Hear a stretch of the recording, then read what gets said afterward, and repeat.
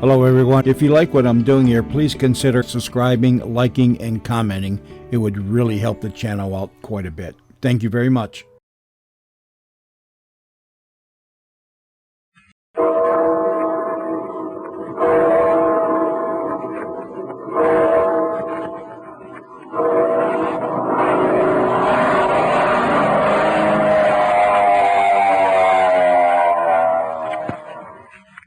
The Skelly Oil Company presents Captain Midnight.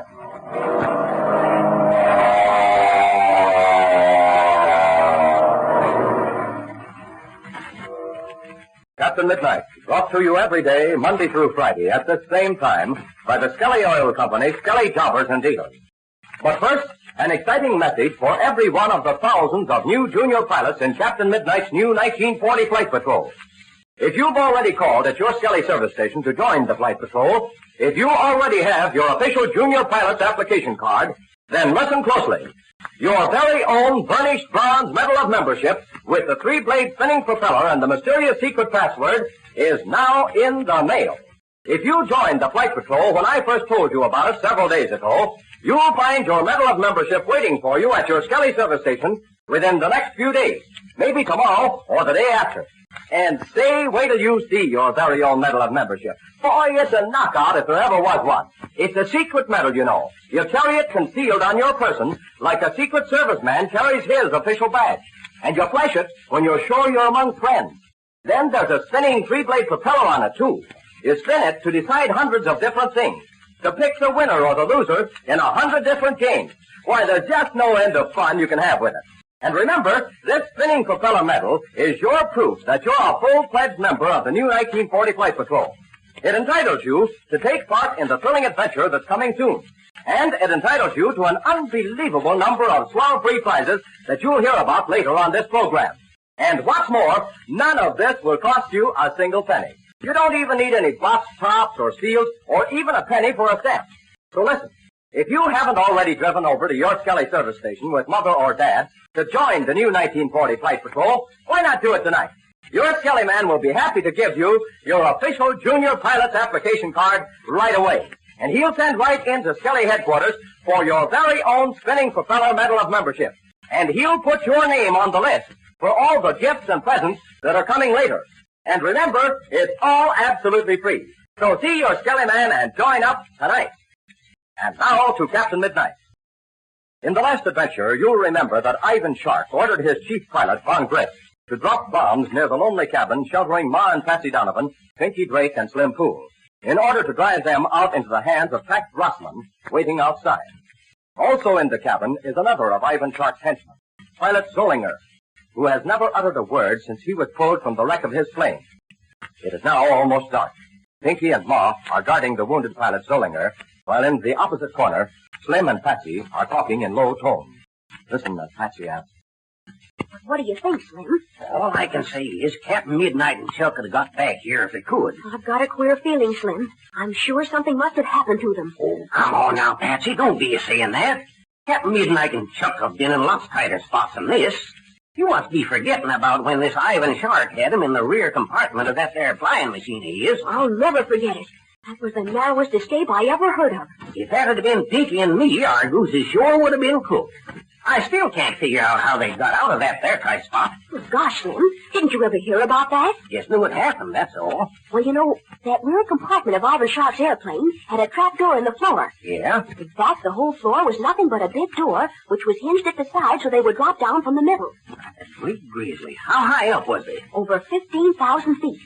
And just before Ivan Shark sprung the trap, Chuck found a secret panel which opened into the tail section of the ship. In this way, Chuck and Captain Midnight foiled Shark. Then they sneaked up to the front and overpowered Ivan Shark and his daughter Fury. And after all that, you're worried about him now. I'm sure I am, Slim. Did you ever hear about the law of averages? No, I reckon not. Well, I mean, it's too much to expect that Captain Midnight is always going to get out of these scrapes. Come on now, Patsy. Keep your chin up. You sure do like Captain Midnight a heap, don't you? I'll say I do. You know, Slim, well, my dad died a long time ago, and since we've all been together on this vacation in Mexico, I've gotten to know Red awfully well. Sort of like a second father to you, huh? Yes, Slim. That's about it. Well, now, looky here. You ain't got no reason to think anything happened to him. Well, it's almost dark, Slim, and it was early afternoon when they left. And you know perfectly well they didn't have gas enough to stay up all this time. Sure, Patsy, but that don't prove nothing. They could have landed somewhere. That's just what I'm afraid of. They had to land somewhere. If they don't get here pretty soon, these fellas around us will start shooting again. No, they won't, neither. Not after the dose of lead Dinky and me give 'em. You notice they ain't fired a shot for the last hour. Yeah, that's true. But what will happen after it gets dark? They could get up real close and we wouldn't see them. Well, we'll start worrying about that when the time comes. They could set fire to the outside of the cabin just as they did to Major Steele and Bud Conley. Now, looky here, Patsy. We ain't going to let 'em do nothing like that. Not while Pinky and me can still lift a gun.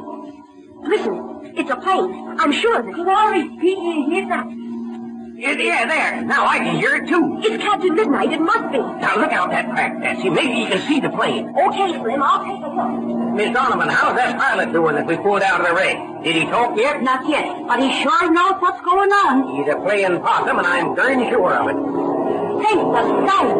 Captain Midnight wouldn't be diving like that if he was on the land, would he? Darned if I know. Can you see him, Patsy? Yes, he's not strong in the fire. He's not coming. Look out! Maybe Shark is turning. Darling, see what was that? It's a warning, that's what.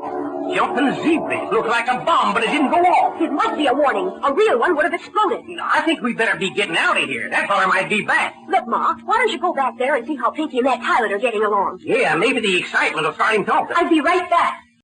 Listen, Slim, I didn't want to scare Ma, but I'm sure that pilot is warning us to get out of this cabin before it's too late. I think probably you're right, Patsy. Even if there are men outside, we'll have to take our chances.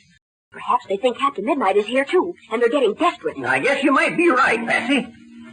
I think I hear that feller again. Yes, he's either off to one side or up pretty high. Maybe Pinky and me better go outside, and if he starts diving again, we'll take a shot at him. And while you're doing that, those fellas on the ground outside this cabin might get you. Well, just the same, it looks like the only thing to do. Things sure do look mighty tough. I can see exactly what's happened. These men surrounding us haven't been able to get us out, so Ivan Shark has sent one of his pilots to scare us out of here. Oh, here comes Ma back again. Sure, and I'm not the only one who's scared. No, so Pinky is too, huh? What, him scared? Why, he hasn't even winked an eye. You mean that pilot is scared? Sure, and I ain't talking about anybody else. Why, he's scared half to death. How can you tell? By looking at his eyes. I've looked into people's eyes before who was scared to death and just can't fool me. Yeah, I guess he must know who's up there. That plane's coming back again. Slim, we've just got to get out of here and run for it. Ma, get Pinky and that pilot right away. Hurry. All right, Patsy. Pinky, get that fellow out of here quick. Yeah, Patsy, you speaking of that pilot gives me a great idea. What do you mean, Slim? He's going to save us even if he can't talk. Oh, he won't want to save us. But he's still our prisoner, and it's a cinch he's connected with these other fellers. They wouldn't shoot a pal of theirs, so we'll use him as a shield and walk him out in front of us as we leave this cabin, see? Well, that's a swell idea, Slim. Funny we didn't think of it before. We didn't need to think of it until this feller that's diving around up there started dropping hints to get out of here. Come on, Pinky, let's get it going. Here we are. I had to prop this fellow up to his feet with my gun. Now, get over there, you. I bet this fellow wishes he could talk now, all right. I'll open the door. We're going to use this pilot as a shield, Pinky. That's a good idea, Patsy. I'll keep him covered with my gun, and Slim can cover the rear. Well, let's go. That fellow'll be back any second. Okay, Patsy, open the door. Now there, you. We mean business. My partner's got his finger on the trigger every second.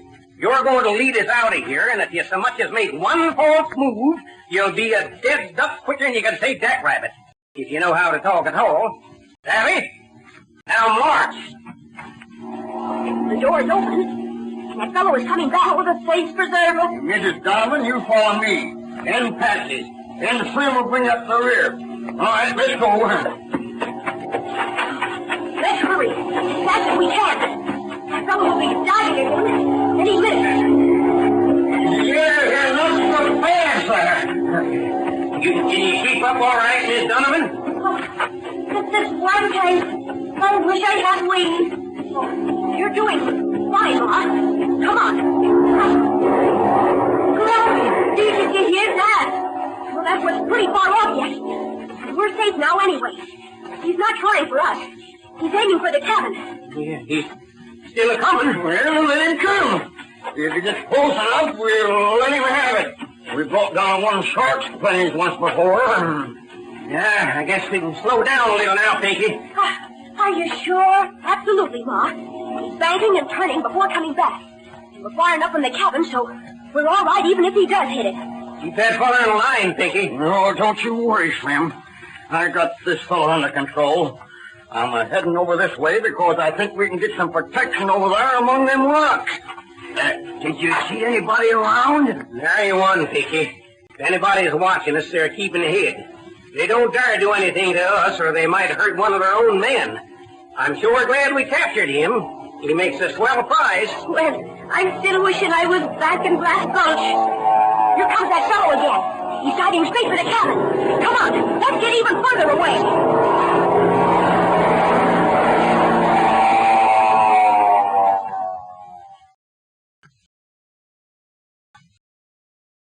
Ma Donovan, Patsy, and the others reached safety in the nick of time. Luckily, they discovered a cave which afforded them good shelter.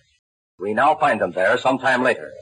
The wind is whistling through the trees as Patsy says, What time is it now, Slim? About 11:45. Oh, I thought Pinky would be back by this time. He'll be here pretty quick. I ain't worrying none about him. We were sure lucky to find this cave. And that pilot's been playing possum all the time. I hope Ma doesn't go to sleep while she's watching him. She won't. She's sitting there with that gun right in her lap. Well, I guess Pinky was wrong about seeing two fellas go near the cabin. He must have been wrong, or else it wasn't Captain Midnight and Chuck.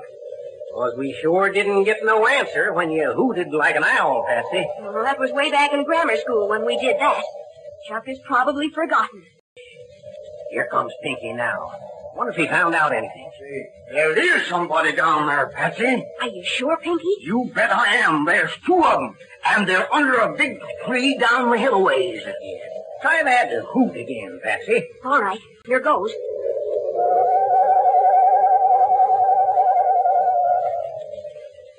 I guess it ain't Chuck or Captain Midnight, or Chuck would answer. Suppose you try it once more, Patsy. All right, this is the last time. If there's no answer this time, it can't be Chuck. Here goes.